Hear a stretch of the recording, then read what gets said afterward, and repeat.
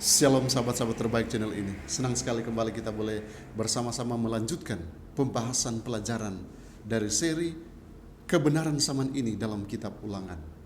Yang saat ini kita sudah masuk pelajaran yang ke-12. Itu berarti tinggal satu pelajaran lagi. Kita akhiri triwulan ini. Dan pelajaran yang ke-12 ini berjudul Kitab Ulangan dalam Perjanjian Baru. Apakah benar ada referensi-referensi di Perjanjian Lama, lebih khusus dalam kitab Ulangan, yang kemudian ada di Perjanjian Baru? Artinya Perjanjian Baru mengutip dari Perjanjian Lama, lebih khusus kitab Ulangan. Apakah ada referensi seperti itu? Mari kita coba buktikan lewat pelajaran kita saat ini. Tapi sebelumnya mari kita tunduk kepala, kita berdoa. Kami membutuhkan kuasa Roh Kudus-Mu Tuhan untuk memperjelas firman kebenaran, yang kiranya ini boleh menuntun kami ke dalam segala kebenaran, memahami makna yang Tuhan sudah berikan bagi kami sebagai umat-umat Tuhan untuk terus belajar firman-Mu. Terima kasih Tuhan untuk mana rohani yang akan kami terima saat ini lewat pelajaran dari kitab Ulangan yang ada dalam Perjanjian Baru. Di dalam nama Yesus. Amin. Ayat yang melandasi pembahasan kita diambil dari Matius 4 ayat 4. Ini adalah satu rangkaian jawaban Yesus sendiri ketika setan mencobai dia. Yesus berkata seperti ini, ada tertulis, manusia hidup bukan dari roti saja, tetapi dari setiap firman yang keluar dari mulut Allah. Saudaraku, Perjanjian Baru dipenuhi dengan Perjanjian Lama. Artinya, penulis yang diinspirasi dari Perjanjian Baru mengutip penulis yang diinspirasi dari Perjanjian Lama. Itu sebagai sebuah sumber yang memiliki otoritas. Yesus sendiri pernah berkata, ada tertulis, Matius 4 ayat 4. Hal itu berarti ada tertulis dalam Perjanjian Lama. Dan dia juga berkata bahwa haruslah digenapi yang tertulis dalam kitab suci. Kitab suci yang dimaksudkan di sini adalah Perjanjian Lama. Dan ketika Yesus bertemu dengan dua orang murid dalam perjalanan ke Emmaus, gantinya Yesus membuat mujizat untuk menunjukkan siapa sebenarnya dia. Yesus selalu menjelaskan kepada mereka apa yang tertulis tentang dia, tentang Yesus sendiri dalam seluruh kitab suci, mulai dari kitab-kitab Musa dan segala kitab nabi-nabi. Anda boleh buka dalam Lukas pasal 24 ayat yang ke-27. Bagaimana para penulis Perjanjian Baru menggunakan kitab Ulangan sebagai referensi. Apa kira-kira yang dapat kita pelajari di dalamnya? Kitab Ulangan memang benar banyak dikutip, kemudian menjadi referensi untuk pelajaran di Perjanjian Baru. Nah, kitab ini digunakan sebagai sumber yang punya otoritas, seperti saya katakan tadi, untuk membuktikan bukannya sekedar gagasan tetapi doktrin Alkitab. Mari kita coba lihat satu persatu. Contoh, poin pertama, ada tertulis Matius 4 ayat 4, ayat 7, dan ayat 10. Ini dituliskan ada tertulis. Jadi Yesus menampik semua godaan setan dengan mengatakan ada tertulis. Ada tertulis di mana? Mari kita coba lihat. Karena Yesus saat ini dia tidak berargumen dengan setan. Dia tidak juga berdebat dengannya. Dia hanya mengutip secara sederhana kitab suci. Karena sebagai firman Allah, kitab suci itu hidup, kuat, dan lebih tajam daripada pedang bermata dua manapun. Dengan kata lain, kita mampu menjadikan firman ini sebagai pedang untuk menampik semua serangan daripada setan. Dan dari setiap pencobaan yang diperhadapkan setan, firman yang dia kutip berasal dari kitab Ulangan. Menarik bukan? Apakah benar hanya sampai di situ? Yesus ketika dia dicobai di padang gurun, dia mengutip ayat-ayat yang diberikan oleh Allah sendiri kepada orang Israel di padang gurun juga. Nah, lihat satu persatu bagaimana Yesus mampu menampik semua cobaan setan, menolak semua godaan setan dengan menggunakan firman Allah. Dia kutip dalam kitab Ulangan. Matius 4 ayat 3. Setan coba berusaha untuk yakinkan dia membuat batu menjadi roti. Tapi dia katakan, dalam Matius 4 ayat 4, manusia hidup bukan dari roti saja, tapi dari setiap firman yang keluar dari mulut Allah. Di mana dia kutip? Anda boleh buka Ulangan 8 ayat 3. Anda akan temukan statement yang sama. Yesus kutip dari Ulangan 8 ayat 3. Yesus secara sederhana ingin meyakinkan bahwa manusia itu bukan hanya dipuaskan secara fisik, tetapi secara rohani. Kualitas rohani perlu dijaga. Kemudian yang kedua, Ulangan 6 ayat 16. Yesus kutip untuk menolak godaan dari setan. Dia katakan begini, jangan engkau mencobai Tuhan Allahmu. Dia kutip dari Ulangan 6 ayat 16. Kita percaya bahwa pemeliharaan Tuhan itu setiap hari nyata. Karena itu kita harus percaya dengan sungguh-sungguh bahwa Tuhan selalu menjaga, melindungi kita. Kita perlu menampik semua setan punya godaan dengan cara yang terbaik, ada tertulis. Kemudian yang ketiga, Ulangan 6 ayat yang ke-13. Ini yang dikutip oleh Yesus ketika mengatakan apa yang harus dibuat sebagai manusia. Saya katakan sebagai manusia karena kita manusia mampu menolak semua godaan setan dengan melihat dari apa yang dikatakan oleh Yesus. Yesus katakan, engkau harus takut kepada Tuhan Allahmu. Kepada Dialah kamu harus beribadah. Dia kutip dari Ulangan pasal 6 ayat yang ke-13. Hanya Tuhan yang layak kita hormati, hanya Tuhan yang layak kita sembah, tidak ada yang lain. Karena itu saudaraku, pelajaran yang pertama ini, kita harus belajar dari kehidupan Kristus dalam menampik semua godaan setan. Karena membaca firman Allah adalah cara supaya kita semakin penuh dalam merefleksikan karakter Yesus, dan kita akan semakin serupa dengan Yesus. Kita mampu menolak semua godaan yang setan tawarkan kepada kita. Poin kedua, mengangkat muka. Roma 2 ayat yang ke-11. Sebab Allah tidak memandang bulu. Coba Anda lihat. Paulus dia mengutip dari Ulangan pasal 10 ayat yang ke-17. Sebab Allah tidak memandang bulu. Pelajaran yang kedua diambil dari pengalaman Rasul Paulus. Frasa tidak memihak. Ini terjemahan Alkitab tidak memandang bulu. Diterjemahkan dari sebuah bentuk kiasan bahasa Ibrani secara literal, artinya mengangkat muka. Hal ini dipercaya berasal dari sebuah situasi yang berhubungan dengan hukum, di mana seorang hakim atau raja melihat wajah dari seseorang yang diadili, dan berdasarkan dari status orang tersebut, apakah orang penting ataupun orang tidak penting, hakim atau raja akan memberikan keputusan. Jadi implikasi dalam kitab Ulangan ini adalah bahwa Tuhan tidak memperlakukan seseorang dalam cara seperti itu, terlepas dari status mereka. Kebenaran itu tentu saja dinyatakan dalam kehidupan Yesus, dan bagaimana dia memperlakukan orang, bahwa yang paling hina di masyarakat juga adalah orang yang perlu diperhatikan. Perjanjian Baru beberapa kali menyatakan bahwa semuanya sama di hadapan Allah. Anda boleh buka dalam Kisah 10 ayat 34, Roma 2 ayat 11, Galatia 2 ayat 6, dan ayat-ayat yang lain.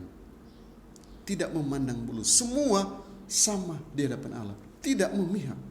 Ini yang seharusnya menjadi poin yang jelas bagi gereja mula-mula, bahkan bagi gereja akhir zaman ini. Orang-orang Yahudi dahulunya, mereka mengetahui pekabaran dalam kitab Ulangan.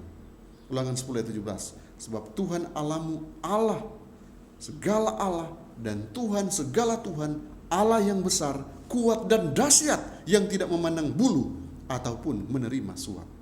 Mereka berjuang untuk menerima bahwa Tuhan tidak menunjukkan keberpihakan bahkan kepada orang-orang bukan Yahudi. Kita semua sama di hadapan Tuhan. Tidak ada pengecualian. Kita semua memerlukan keselamatan. Anda lihat, luar biasa. Semua dikutip dari Perjanjian Lama, dan ini membuktikan juga bahwa sejak dari Perjanjian Lama, ternyata Allah yang kita sembah adalah Allah yang tidak membeda-bedakan manusia. Allah rindu juga menyelamatkan semua orang. Poin selanjutnya, terkutuk di sebuah pohon. Galatia 3 ayat 13. Kristus telah menebus kita dari kutuk hukum Taurat dengan jalan menjadi kutuk karena kita. Sebab ada tertulis, terkutuklah orang yang digantung pada kayu salib. Anda boleh buka dalam Ulangan pasal 27 ayat 26. Atau Ulangan pasal 21 ayat 23. Anda akan temukan kutipan yang sama. Terkutuk orang yang digantung di atas kayu salib. Paulus, dia kutip Ulangan dalam Galatia. Karena dia ingin mengajarkan bagaimana orang percaya sangat-sangat berkaitan atau berhubungan erat dengan hukum. Pertama, kita boleh lihat, berusaha untuk selamat dengan menaati hukum itu sia-sia. Ulangan 27 ayat 26 dikutip